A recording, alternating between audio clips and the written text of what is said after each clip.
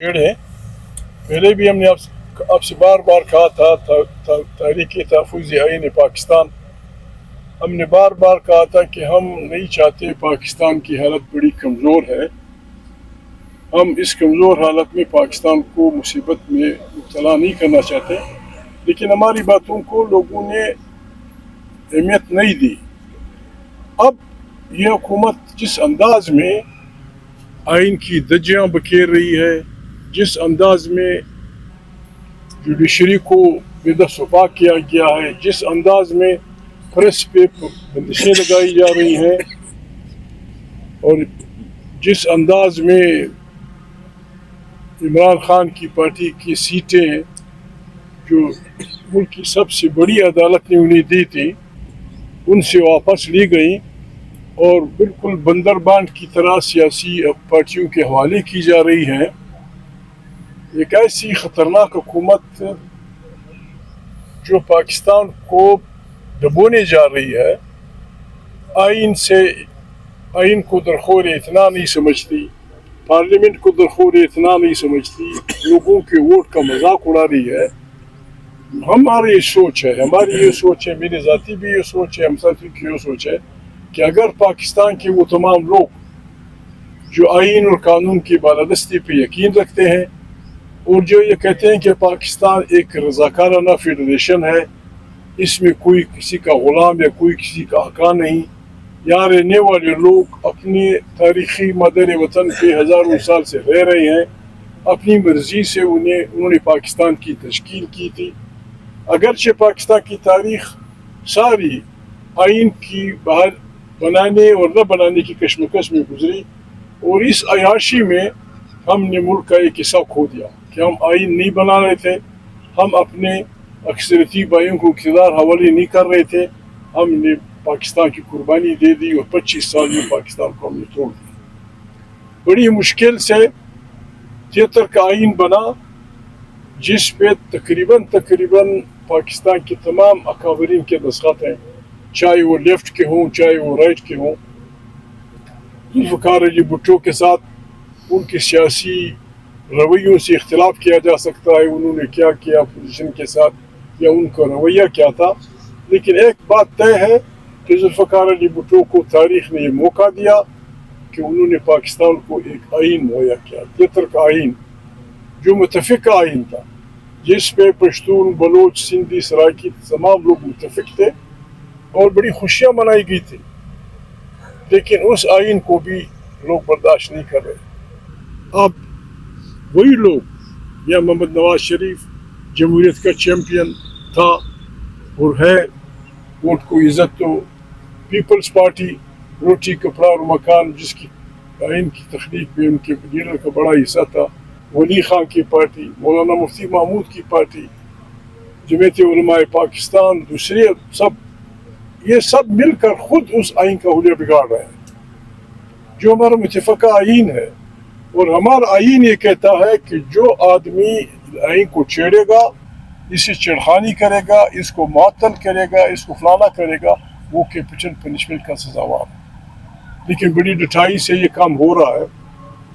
عمران خان سے ہزار اختلاف سے کوئی اس کو اچھا آدمی چڑھے، برا آدمی سمجھے، لیکن یہ بات طے ہے کہ عمران خان کی پارٹی نے گزشتہ انتخابات جیت لیے تھے.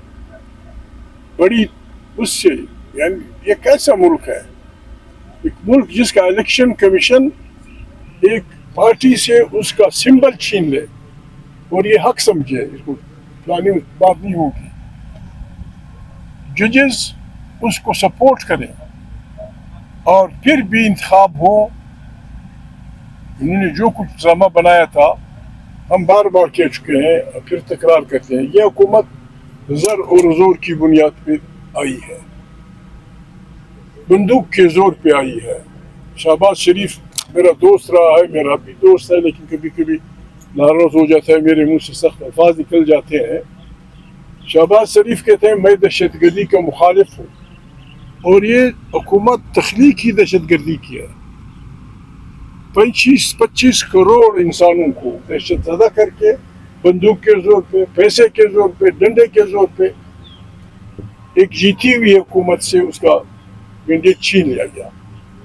اور اسپیکر، یہ کیسا اسپیکر ہے؟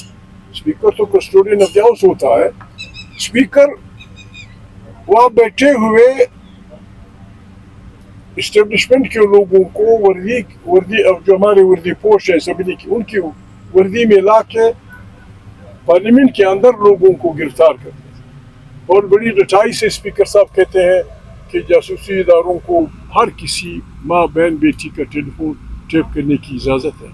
ان حالات میں خاموش بیٹھنا میں گناہ کبیرہ سمجھتا ہوں. ہماری کسی سے دشمنی نہیں ہے، لیکن پاکستان ہم کو پیارا ہے. اس میں ہمارے قبرستان ہیں، اس میں ہمارے لوگ رہتے ہیں. پاکستان آئین کے تحت چلے گا تو ترقی کرے گا.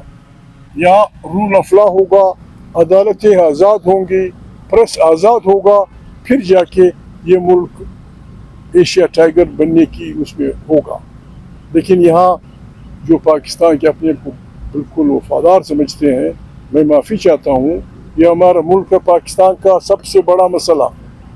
ایک تو یہ کہ آئین کی پامالی ہو رہی ہے، قانون کی آزادی نہیں ہے، پارلیمنٹ کی طاقت نہیں مانی جا رہی، پارلیمنٹ طاقت کا سرچشمہ نہیں ہے، لوگوں کے ووٹ کا احترام نہیں کیا جاتا.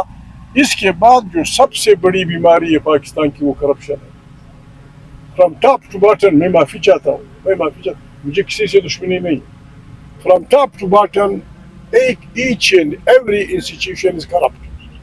ہر انسٹیٹیوشن میں کسی کا نام نہیں لیتا، ہر انسٹیٹیوشن میں پیسہ چلتا ہے، اقربا پروری چلتی ہے اور بڑے ڈنکے کی چوٹ پہ چلتی ہے.